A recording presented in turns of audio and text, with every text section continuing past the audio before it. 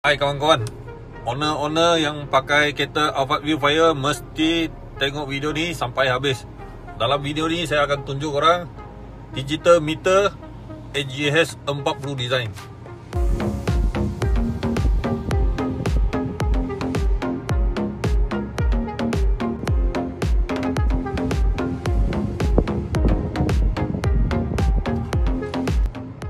Inilah UI digital meter AGS 40 design.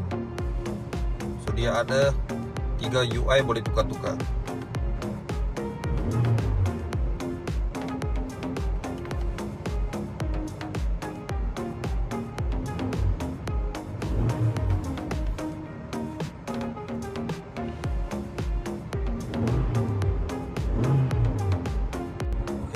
Info boleh baca dekat sini.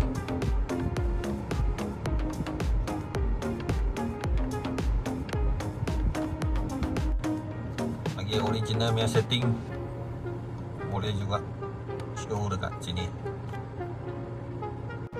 Lagi apa feature yang ada dekat sini?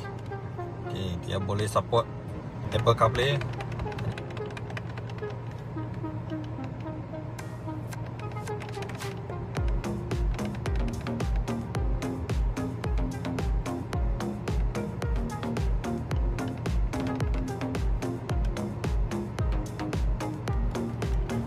Okey, siapa-siapa ada minat nak pasang meter ni, cepat-cepat datang kita punya kedai Drex.